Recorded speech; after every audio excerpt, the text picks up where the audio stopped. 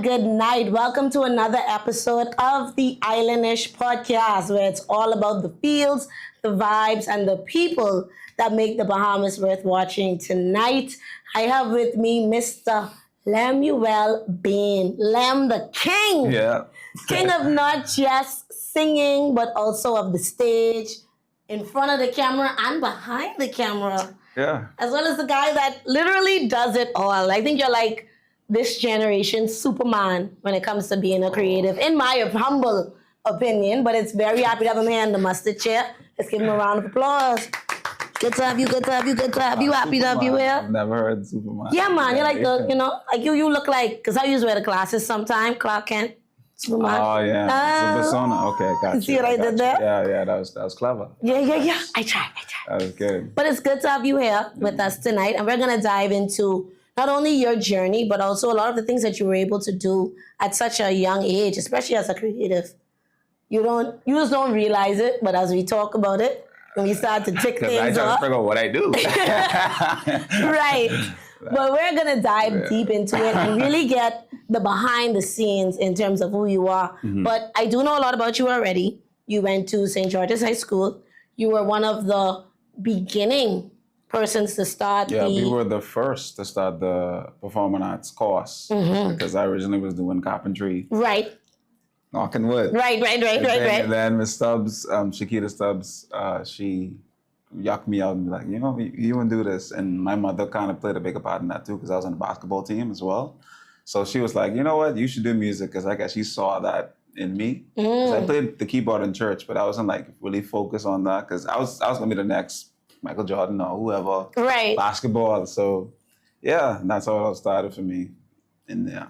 Okay. Space. So your first inkling with music or with being a creative started with piano at church? Yeah, in church. Yeah, I came from a very heavy musical family. Like on my daddy's side, everyone sang or played an instrument, right? So on my daddy's side of the church, because he's a pastor, I went immediately on the drums, and then the next day I went immediately on the keyboard, and it stuck. You know what I mean? So from then I started playing, and it just became something that I like. I didn't love it. But it was like something that I could do this. I understand. For church and stuff like that. I understand. Because me tried to force me into piano, and I know she was watching. The forcings. Yeah, and it did not stick. Oh, yeah. I was like, this ain't me. My fingers, I bet at my thumbs and texting. Like, this wasn't for me. But after the piano and getting into Miss Stubbs' course, what was the thing or what was the moment? Because everybody tells me, especially as creatives, you have a moment where it kind of clicks. Did that happen while you were here or when you finally went abroad? It happened when I was abroad. It happened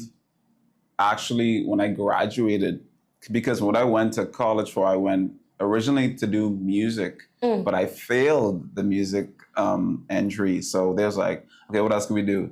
So I went into theater entry, and that's why I auditioned for like the monologues and like do a dance and things like that. That's how I got in, right? And so after, like, college was really dope. Met a lot of people, did a lot of things I've never done before. Right. But after it clicked, and I was like, okay, what can I do with this? Because I was gaining kind of a passion for it, right? So, you know what? I was like, let me just get a camera, because that's where I started. Bought myself a Canon, my little Canon, and I still have it. Hey. And I was like, I want to start YouTube, because I was fascinated with YouTube at first and doing skits and stuff like that. Yeah, that was on the early ages. That was the earliest. That was that's when Soulja Boy was on YouTube type thing. I was like, let me get this camera and then try see what I could do. I had a group of people who I was surrounded with who was kind of into the same things I wanted to do. So we started it, made Kraken TV, the YouTube channel, and was just doing skits from there. And that's how it started.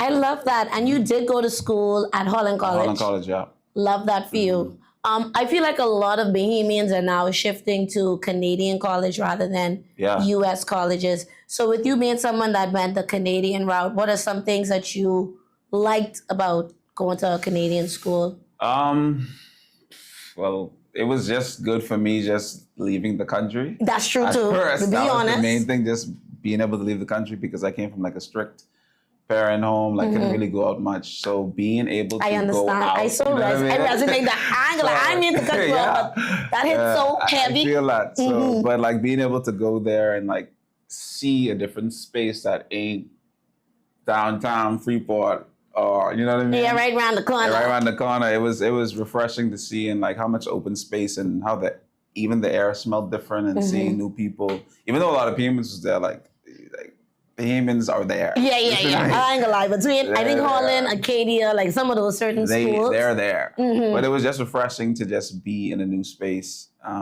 in Canada, and yeah, it was nice. I love that. So you said you failed the music. So you ended up going into theaters. What did you end up graduating with? I graduated with a diploma in theater performance. So that's what I have. Love that for you. Moment. Yeah. And I remember first meeting you properly. That was around the time with the Easy Love project. Yeah. And I'm not gonna lie, that was very impressive. Was it? It was. It was because I'm gonna be honest with you, and this is something that I always give Corel and everybody, the writer of the book, her family, their credit for. You don't see a lot of Bahamians, especially your co-actress. You don't see a lot of Bahamians take on romantic roles because those are very personal. Yeah, intimate. And very intimate, like you said, loving to kiss and do certain things on camera that are very uncomfortable, but y'all carried it out very professionally. Yeah. So talk about that experience, because that's something we experience at the Regency Theater. They feel apprehensive about doing roles like that because they feel like, the male won't be professional or the female won't be professional. Yeah. But with that, how was that experience doing something like that? It was really good. And even hearing the film coming about, shout out Corel, like she, got me into it. Like the moment I read the script and found out, I will be doing this. I'll be doing that. And just thinking about the response of how the Bahamians would think, but I don't really care. You're a professional, you know what I mean? So, but I also went into the mindset of, okay, this is something I have to be professional about, and meeting my co-star Tabitha, and just getting to meet her and talk with her and getting to know her to just make everything comfortable. And they kind of helped us out with like going out, doing things together, so it don't be awkward or weird. Yeah, like you kissing a stranger. Those scenes can be kind of awkward if you don't know the person. So they did a really good job helping us to communicate and build that friendship and bond that we needed. But in terms of the whole show, it was a great experience. I feel like that was the first time, especially coming back from Canada, doing something at that scale of acting and a show like that. And the response was really, really great. Yeah. That was the biggest thing about it. So I was just cool to be a part of that.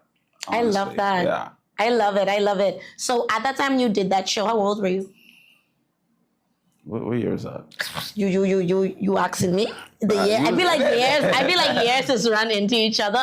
I feel like that was 2023 or 2022. Think so?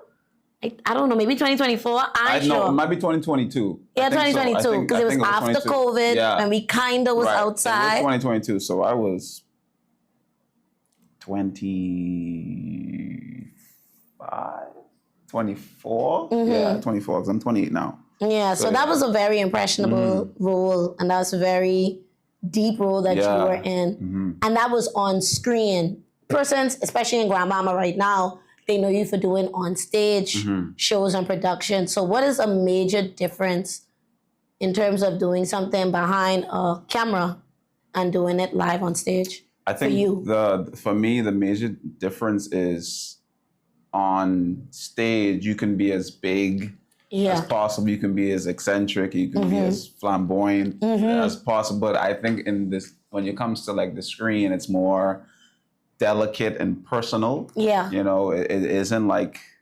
stage where it's this big space and you're performing for an audience. Right. But even the screen, you're performing for an audience, but it's more so you and the screen and the actor and like everything around you. Right. So I think that's the difference. It's more intimate. It's not as loud. Right. It's not as, it can be loud depending on what it is, but it's more personal. I think that's the word I would use for it. And that's why I love it. Which one do you prefer? Definitely screen. You prefer screen? But that's actually tough. Oh, I know I was going to get you in that one. That's a tough one because I love the stage. I love the energy of the crowd because I feed off people's energy. And a good show, like, for example, we did, what did we do? The Greatest Showman. I loved you in The Greatest Showman. I love that show, man. And just the crowd getting into it and the songs and the music, I adore that. But like when it comes to like the technicality of screen, like, I don't know, it's really hard. Yeah, it it's really a fight. depends. It's a fight. I can't really say which one's better, but I love both. Understood. I get it. Because I've seen you, of course, I said with Easy Love. Then I've seen you with The Lion King. I saw you with The Greatest Showman. And now you have this amazing show coming up that we are going to talk about later, by the way. Yep. But you do so well in both. And did that come with personal training or did that come with experience? Do you credit that to Acadia, St. George's? Which one did you think prepared you the most? I think more so when we went in college, like we did acting classes. That kind of like started it for me. But I wasn't really sure if I wanted to be an actor yet. Okay. Until I graduated. And when I came back home and I started my skits, I was like, I really enjoy doing this. I really could see myself doing it. And like even now, like putting out my audition tapes on TikTok, like just continuing to mold my craft into becoming one of the best actors here, because I believe that I can be one of the best actors. I feel like you are, to be honest. I really believe that, and I'm really working towards that. So I'm really passionate about it. Yeah, because one thing I will give to you that I think you should stick with, you don't let people box you in. Yeah. You do so much diverse roles. You're like the boyfriend that's saving the day, then you're like the villain over here, then you're like the showman. Yeah. So I've seen you put on so much different personas and execute them so well. So with you saying you accredit that to the acting classes, what are some of the things you were able to learn over there? Man. Just give me like maybe top two. I think just the understanding of how you respond and react to things. I think people aren't aware of when things are said or done to them, how their body reacts to that and how their facial reacts to certain things. I feel like the best thing if you want to start leaning into becoming a better actor is understanding, okay, my body did this when this happened. Yeah. You know, or I say this, my voice changes when it's just awareness of who you are in those type of terms, and that helps you to become a better actor for other people who want to act. Free game from Lem the King. So really understanding who you are, you know, what you respond to, how you respond to certain things. I like that you said that because even with me taking on roles at the theater, it really forces you to understand. Yes, yeah. It does. It forces you to like, all right, your body don't react to certain things. And you really should react to that. And they get you like, wait, you're right, I should react more to this. Why don't I? You know, it makes you kind of body check. It does. Yeah. And I think that's good. I think acting is even a good tool for like everyday life too, just Therapy. understanding self, you know what I mean? So it helps in both ways. Yeah. I think that's why creatives are so emotionally in tune. And especially actors and actresses, like, because you have to dive into your emotions almost in an instant. Like if you ain't sad, like you need to pull a tear, bro. So doing that can be difficult. Yeah. But lastly, before we wrap up the acting side, because you have so many different facets. You sing, you songwrite, you dance, videography, all these different things. We're gonna try to get to as many of them as possible. But with acting, and especially for our viewers, what is one tip you would have for someone who's preparing to go to an audition, especially here locally at the Regency Theater? One thing to prepare for a script. One thing, know your lines. I think that's the main thing. I don't think the person who is judging your audition cares more if you're doing the line perfectly. It's more about knowing the character and then portraying those lines. Even if you say a specific thing a different way, it's about portraying the emotion of the character. I think that's most important because anyone could just learn lines and just say it. You know? And anyone could basically just study in school. Good point. But how would you embody this character? It's like, how did you bring this character to life? You know what I mean? I think that's the one thing I can give someone. But how do you do that if I just get the script when I come to the audition? No, for real. Like, no, that's because even with me trying to do it, it's kind of nerve-wracking, especially if you've never done it before. But it's like, what's really the process, especially for you? Like when you went, because have you auditioned? Hey, or people just say, oh, I want Lem. For an audition for nothing. Honestly, which is surprising. I Oh, want to audition. my boy don't even audition, bro. I would love to audition, but people just, I guess, call me like, "Hey, I want you in this." I'm like, okay. Because and that's the thing, and because you put your work out there though, so they could see. Yeah. So that's why you end up avoiding the audition. I think that's a good thing too. I did my work early. Like I'm a person, especially now, I don't want to wait for opportunities to just find me. I want to create them myself. So by faith, I just, you know what, I'm gonna just start making stuff. And whoever sees it, they see it. And even like for my last job, I don't even know why I'm saying this. I guess I'll just say it. I was in a really rough place. I wasn't really working that well, and I was thinking, okay, what could I do, right? So I just decided to, you know what, I can just start shooting commercials because that's something I wanted to do, just doing all type like these cool shots or whatever. And out of that, one of my friends texted me about a job opportunity of working for the ministry. And that's how they showed the stuff that I put out just by doing it, and I got it. You know what I mean? So just being proactive in those ways. I love that you said that. I love that you said that because a lot of young people don't understand the value of putting your work out there. Yeah. They feel like, oh, I ain't gonna do no work until someone pay me, which that ain't how people can see you. Right. Like sometimes you have to like do free work. Yeah, you have to. Or do work on your own and just put it out there. And if someone sees it, they be like, well, I like this. Yeah, you don't know what comes out of it for real. You know who's looking. You know what I mean? Because people be out there Googling. They be like on Instagram, like, boy, what I could see. Exactly. And what pops out. So it's amazing that you said that. You pointed that out. I love that for you. I'm happy that opportunity came to you from that. And that was just like, boy, I home with nothing to do. And just... Literally. Just decided, you know what, I want to do these commercials, so let me just do them. Start doing them. Start doing it. I like that. I like that. That's good. Yeah. Yeah, don't feel shame, man. I used doing that too. Some people like do free work for it. Like I was like, boy, just feed me lunch. It's a cheap date. Shame, man. Trust me. That's no shame at all. The opportunities that come from you just starting stuff, it's crazy. It's crazy. Yeah, I love that. I love that. So I think it's time for a commercial break, and then when we come back, we definitely can dive more into Lem, the dancer, because I really want to know how that came into the picture as well. That's the whole story. We can take a commercial break and we're going to talk about that. I'm Haley, and let's see what's going on at Cycle Kinkball today. We have the gun range. We have the shooting cars. We have mini golf. Hole in one! We have the sniper tower. I'm having a blast! So come on down to Sniper Paintball every Saturday and Sunday. You're gonna love it.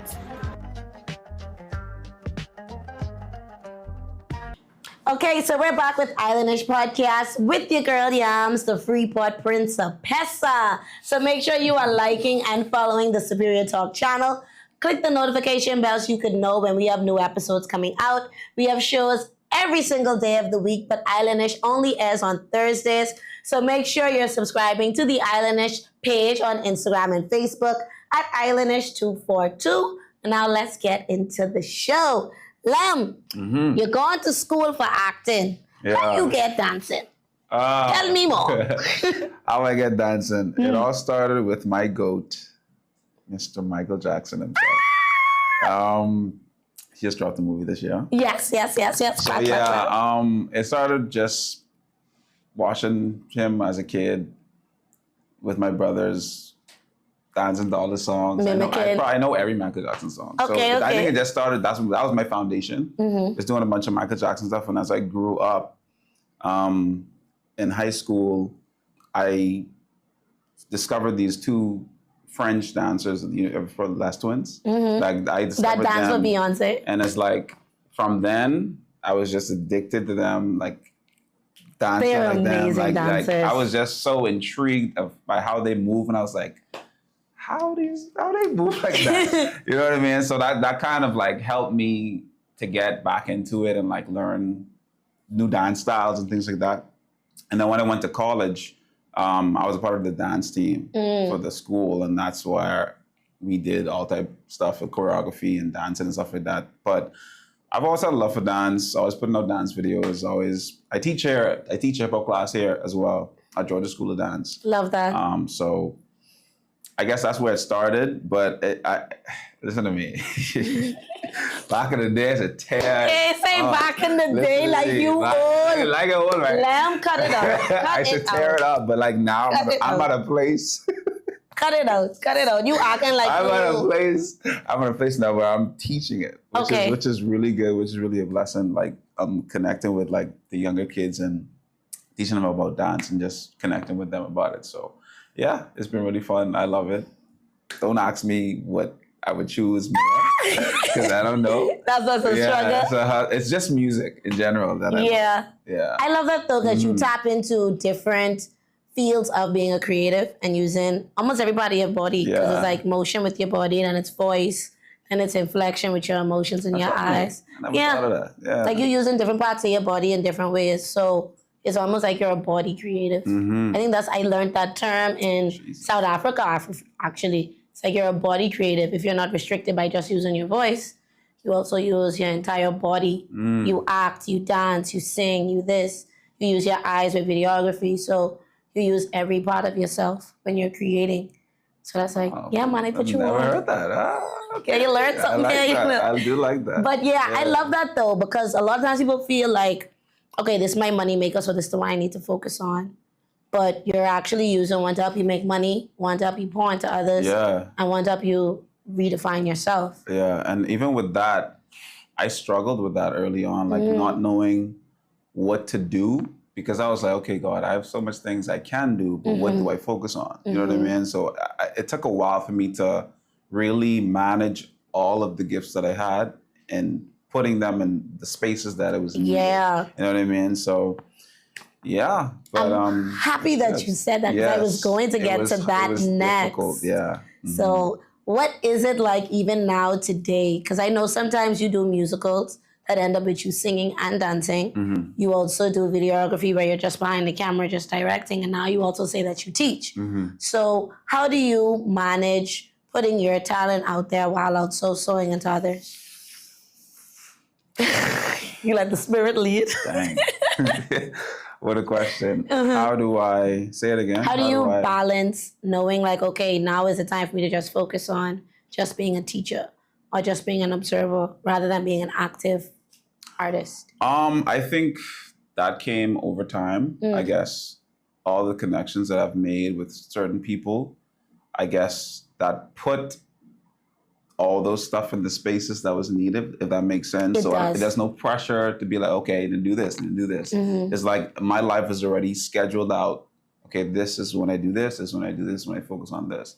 So I guess over time, through trying to figure out, okay, how do I do this? Now I have the structure to say, okay, I know yada, yada, yada, yada, yada, yada, yada. Right. You know? I understand that, yeah. That makes sense. And that has come from building relationships. Right, yes. Because certain people is like, okay, when this person called me, they need this. Right. And this person. Yeah. So you know what each area of your life needs. Yeah. I like that. So do you feel that the artist community or the art or creative community here in Grand Bahama is flourishing at this point? Do you feel that there's areas for it to grow with someone who I feel, especially for because you're like what? You're like a you're like Gen Z. Gen Z, yeah. Yeah, I'm a millennial. So. Yeah, I'm Gen Z. You're Gen Z, Just so basically almost scraped millennial, but you used to be all is the term. Yeah. So and that's why I really wanted to interview you today, because you're one of the Gen Zs that I see really making a lot of strides and really taking advantage of every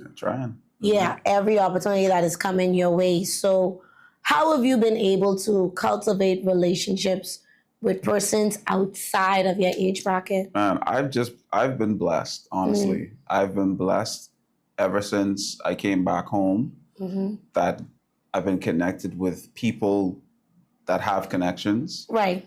Like there's nothing that I've done, honestly. It's just me being in the right place at the right time. I guess my obedience did that, because before leaving Canada, I didn't want to leave. Yeah, I know. You always don't want to leave. I had to leave because... Shout out to my fiance. Literally, I had to leave because God literally told me leave. You know what I mean? Yeah. And I wrestled with that for a while, and I was like, I just started this thing. Yeah, I really want to go. But I believe because of my obedience, I was connected to the right people. The moment I came home, I was connected to Miss Georgia. Yeah. Teaching dance, you know what I mean?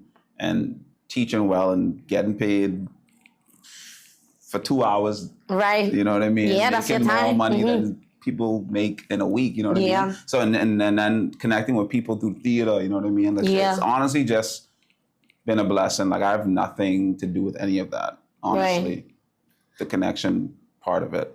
I love that you mentioned the theater as well, because people undervibe that theater community, you know. Yeah. Like people don't really. I credit a lot of the jobs I have today to the theater. Really, literally. Yeah, like literally, me still being on radio, working commercials, certain weddings. Like people, like I don't even know these people. Literally though. But it's like, oh, she is good, and like once they vouch for you, people like. So where I can send the money. That's it. So I agree with you on that. Like there is a community here, but you have to tap into it. Yeah. And I think that's the main thing. And there's so much talent here too. But I feel like they don't have the community or the people behind them to help them push. Because I believe, and back to the first question of what needs to be better or what can be better. Yeah. We need to come together, I believe, to really see who has talent, honestly, because there's so much talent here and it needs to be harnessed, it needs to be used. And for whatever reason, people ain't doing what they're supposed to be doing with their talent. Right. And I'm a big advocate for if you have it, you have to use it. You know what I mean? You don't know where it could take you. Yeah. And it needs to be trained because ain't everybody as good as they think they are. I thought I was good at some of it. Boy, listen, you could always learn to be better. Literally, and I had some real wake-up calls and say, I really suck at this. I have to get better at this, you know what I mean? So, yeah, I would want the creatives to come out and really show their talent, man, for real. Yeah, yeah. I agree. I've heard, and this is just us keeping it real and being 100% honest. I've heard people tell me, like, man, I ain't go by the theater because that's the uppity people place. But that's where the uppity artists go. But really and truly, I don't think no one more barefoot and ghetto than me. I just, like, I so grassroots, you know, with a lot of things, like me regularly as a person. So a lot of times you just being in an atmosphere doesn't mean that it's welcoming to other people. Sometimes you have to go out and grab people and bring them there. So that's just me speaking personally. I feel like sometimes I'll be like, no, I bring in you, come. Literally, I gotta snatch you and grab you out of the community rather than just always saying the door is open and thinking they just can come. I feel like for people like me and you, we have to be that way. I think because we're so approachable. Yes, approachable and out there with it. We have that power That's the word. to reach people and to be like, hey, come on, and they listen. Yeah. So we really have to do that and really lean into that. It's a lot of extra work. It is work, but we can handle it. You know what I mean? Like I fully immerse myself into, okay, I really have to go after these people. Yeah, that's why I call you Superman. Superman. Gotta save the day. I love that. Yeah, it's a burden, and I don't want you to feel like it's only on your shoulder. It's on all of us, especially the ones who are older than you. It's really us. And I was thinking about the other day as I realized, and like as I go to funerals for a lot of my mentors, and have to be there and have to watch them get laid down. And it's like, it's time for us to fill these slots. Yeah. And it kind of like we was talking about body check, like it body checks you, like, all right, they gone, now what? You can step up or shut up. Like, and so I feel like that's where we are. And a lot of young people like me, like you, are afraid to step in those responsibility roles because it is a big responsibility. It's a lot. Yeah. I remember them having to drop like 8 hours home in one night. You know what I mean? And that's a reality. And you end up like, but they ain't got no gas in their car. And it's like, but they dropping us home and they can figure it out and they do it every single week. Yeah. But it's up to us to now step into that gap. And I love that though. So now let's get off of the heavy and let's put the questions back on you. Who has been your favorite director to work with? Hot seat question. Favorite top 3 to work with? It don't even have to be Bahamian. Or just persons you would want to work with. Okay. Well, who would I want to work with? What's the guy's name? I love his work. The guy who produced Sinners. Oh! I love him. I love his work. Yes. Yeah, I want to do work with him. I love how you just shoot for the stars. I love that. Because you switched it up. You said, who would I want to? I said, okay, who would I really want to? I love comedy, and I really want the comedy scene over here to really grow. So anybody, grow beyond in terms of like the comedy scene. Like I would love to do work with like the Wayans brothers or something like that. In that area, because I always go back to my skit comedy roots. And I love horror, honestly, because I know some names don't really like horror like that, but I love the horror elements. So anybody who does really good horror films, I would want to do. So yeah. Because there's a lot of passion behind horror. So I feel like horror stories are the hardest to tell because the story got to be believable. It have to be. Yeah. Like you have to capture me with the story for me to feel like it's actually scary. Yeah. That's why I never really, because a lot of original horrors were very scary, but the stories were just flimsy. Exactly, right, yeah. Those two have to meet. The story has to be really good. Yeah. And the elements have to be really good as well. So yeah, but in terms of here, I'm been around nobody like that. It's just Miss Georgia, Carell. Yeah. Preston and people at the theater. Yeah, that's it. Like, but they've Preston and me need to do something. We can figure that out. Yes, y'all do. Looking in all these cameras, we can figure something out.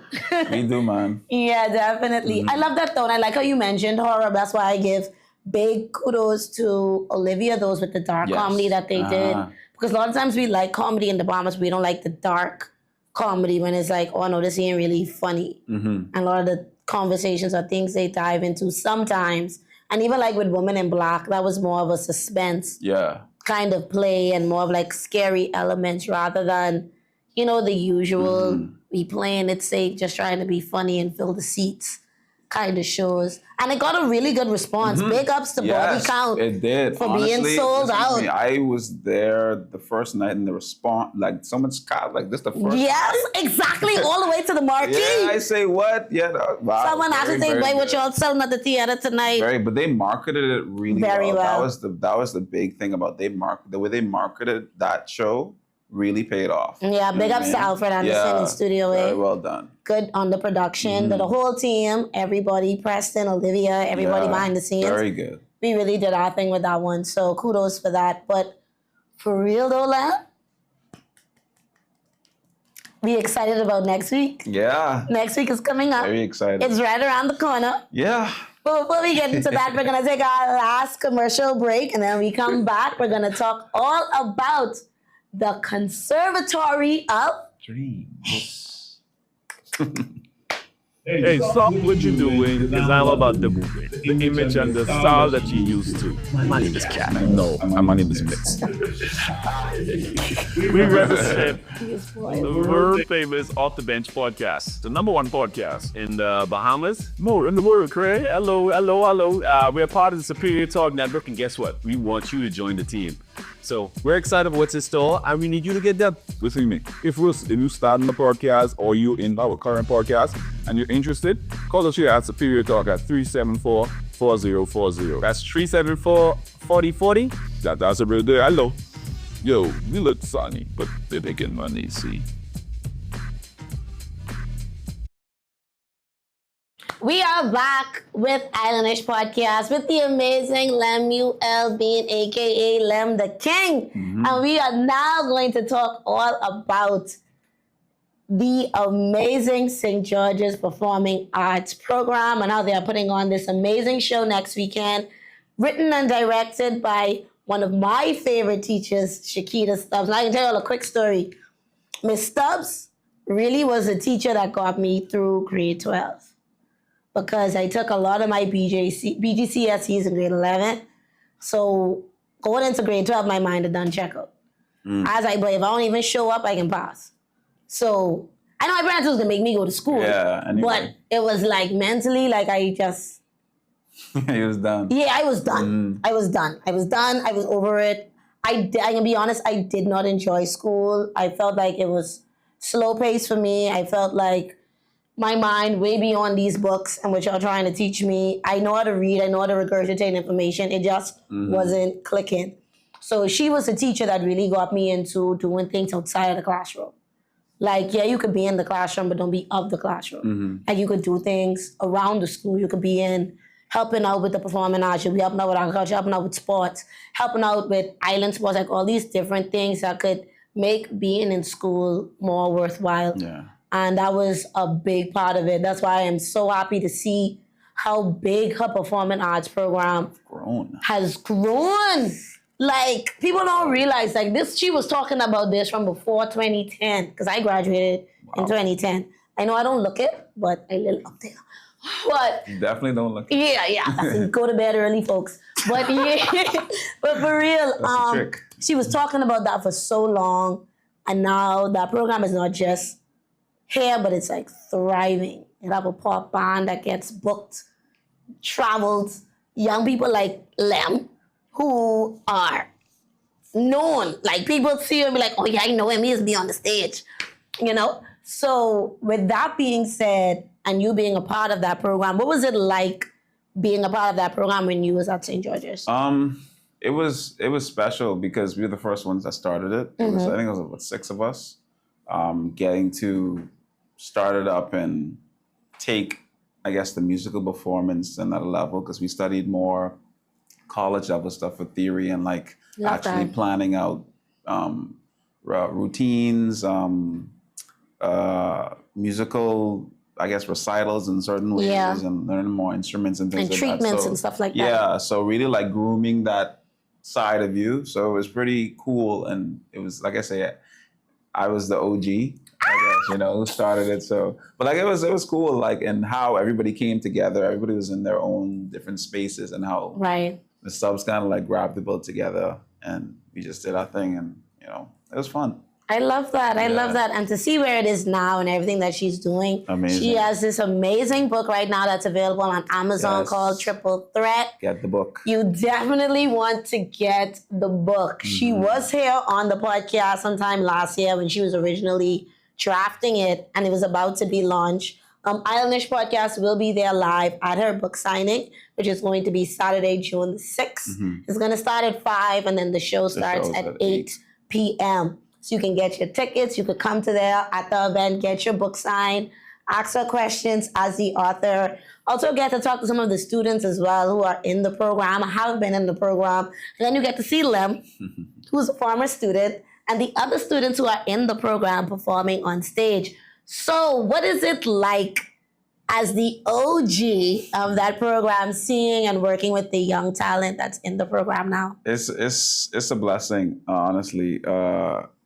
I don't even know how I end up back there. Honestly, the subs probably just called me like, "Hey, I need you for this. We're trying to do this." Because I was connected to the school more this year than I've ever been since coming back.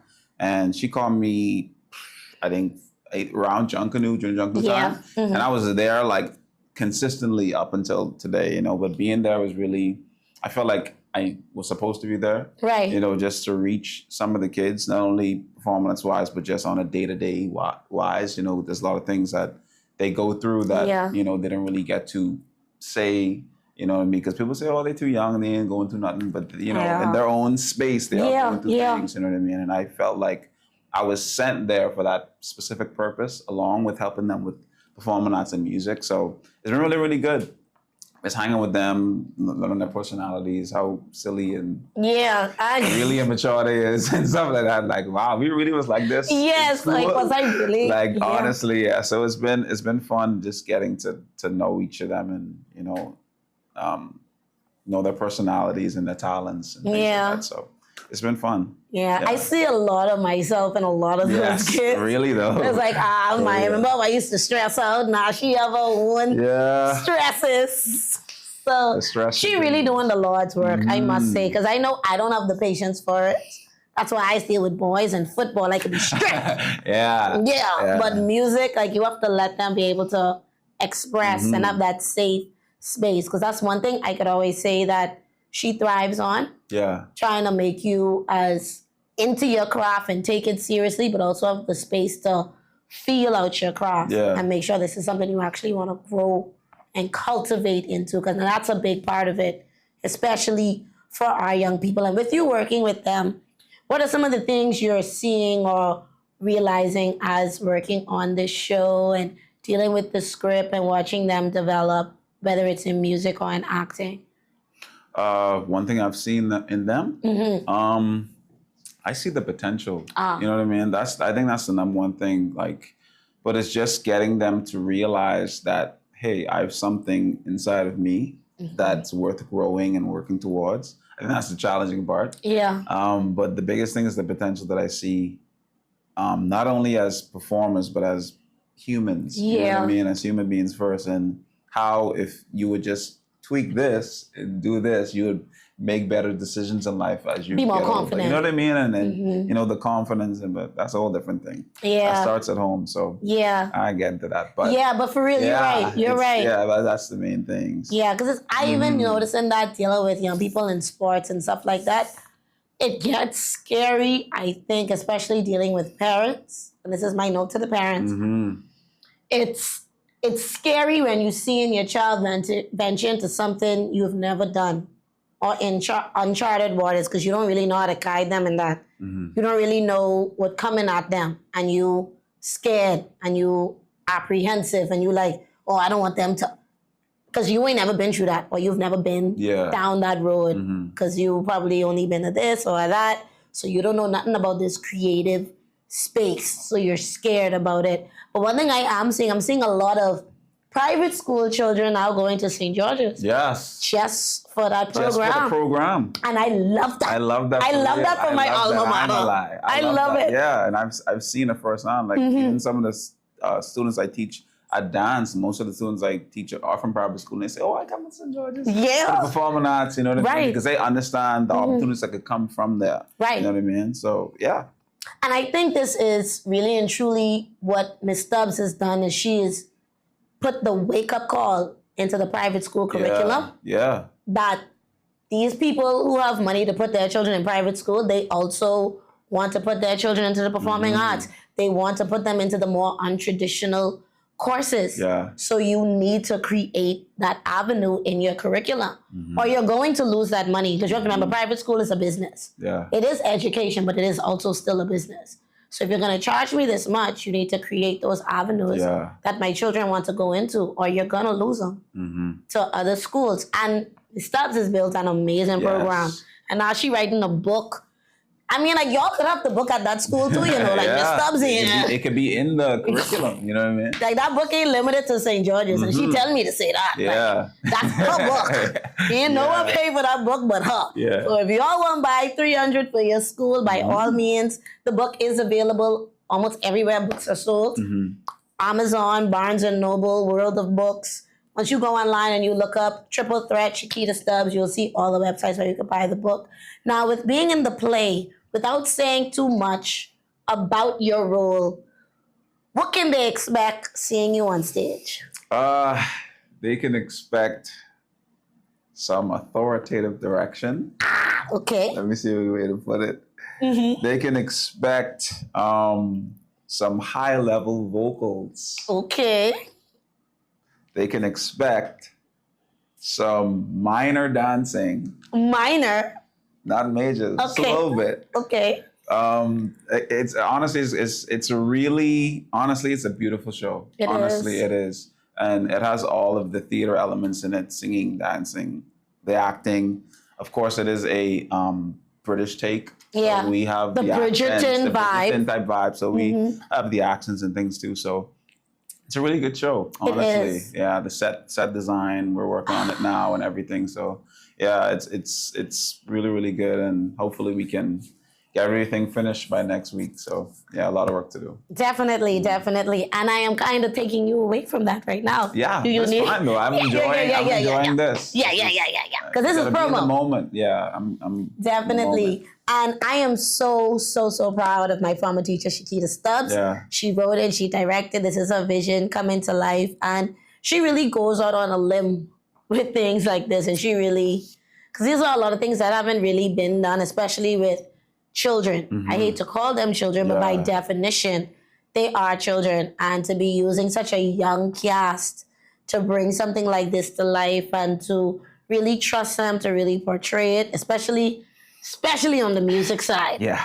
the music. People don't understand how hard it is to sing and dance at the same time. See, I can't sing. I can dance my hip off, but I can't sing. I'm lying. You could. No. You sound like my mommy. No, I can't sing. I'm a talker. Okay. And even when I try to talk and dance, I almost trip. So I could only imagine that it takes a lot of practice and a lot of time to really cultivate that. So if anybody watching this wants to support the arts right here, this weekend or the weekend of June 5th and the 6th and the 7th, yes, that is the weekend to definitely endorse, to support. Even if you can't attend, you could buy a ticket, and that ticket could be given to a child in need or a child that wants to attend and can't afford a ticket. So if you want ticket information, hit us up at Islandish 242. We can definitely send the link directly to you to buy the tickets or point you in the direction of the ticket box. And Lem, I am definitely looking forward to seeing you. I saw the trailer. Yeah. The trailer is out. You did your thing. I like you in the little white wig. Yeah, I love it. I actually personally picked that one up. Like, give me the white one. I want the white that one. Yeah. Yeah. One thing you're going to do, you're going to be like, no, I can push it. Yeah. I'm going to push the limit. Yeah. I like that. So as we get ready to wrap this up, what are some words of encouragement you have for young people that are creatives here at Grand Bahama who want to get more into whether it's theater, dance, and different things, and what they can do even from their homes to start to prepare themselves for that future?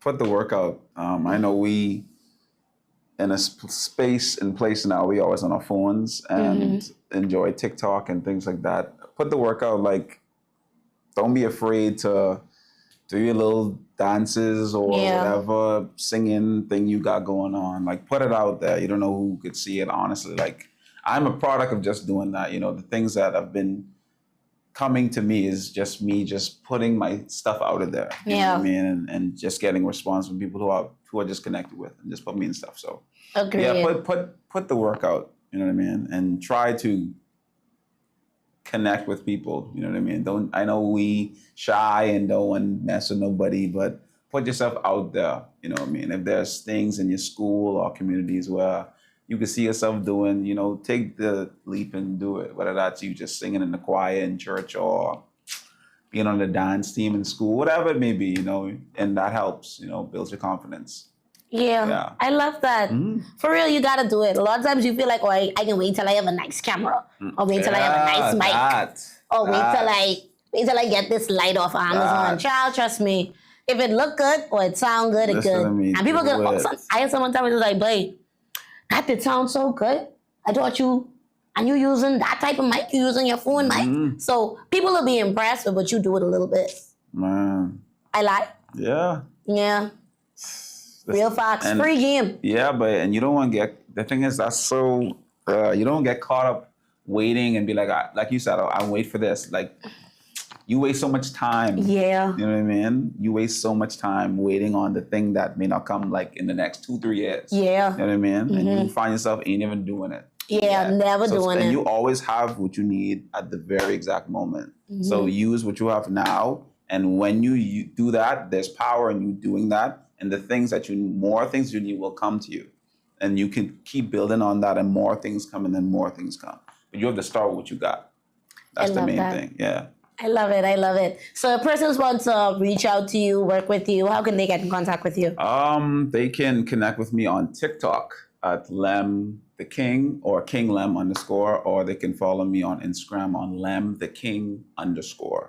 Love that. Yeah. You heard it. You got it. If you want to collaborate, if you want to work, you know how to reach out to him. Yeah. And follow Krakung TV on TikTok as well and YouTube. Yeah. A lot of good content coming out. Krakung TV. Yes. I love that. Yeah. You know what, Krakung TV? I ain't gonna lie, that's a great name. Yeah. How did you come up with you know what? I was in Canada, and before I started doing YouTube, I wanted to have like a Bahamian element of, you know, Krakung. And I kind of picture Krakung TV like a full TV station as whenever it becomes that, like full-on shows, movies, whatever. So TV just came a part of it. So Krakung TV is just what it's. I love that. And it's a quick name, Krakung TV. Krakung TV, yeah. Yeah. Yeah, I love it. So Thank check you out so videos much, and whatever, and yeah. You should see me acting a plum fool. I like it. It's so good to have you here onto the show. Thank you so much for spending your time here. Thank you to our viewers for watching. Make sure you comment, like, and share this episode. I'm about to watch your Spurs play tonight. Yes. Oh, it's a do or die game. Man, it is a do or die. If we lose this game, we're out. Yeah. So we got to win this game. And for y'all people who think, oh, he just becoming a Spurs fan. I grew up a Spurs fan. My whole house is a Spurs fan. Don't disrespect him. Don't disrespect him. I was a Spurs fan from Tim Duncan and Manu and Tony Parker them days. Oh, you got name drops. Yeah. So I repping now because we got Wemby. So. Oh, now you could dust it off. Yeah, we've been losing for a while. So we're back. Winning season. It's our winning season. Love that for you. But thank you so much for coming on to the show. Thank you for having me. Again, make sure you guys are checking out the Conservatory of Dreams coming to the Regency Theater stage right here in Grand Bahama on Saturday, June the 6th and Sunday, June the 7th. Make sure you get your tickets, support the arts, support our young people, and make sure you spending money to make sure our youth get where they need to go, all right? For sure. Thank you, Lem, for your time. We can let you get to rehearsal, and I have rehearsal too. Yes. So it's been great. Thank y'all for watching. Give them the peace sign. Laters. See ya.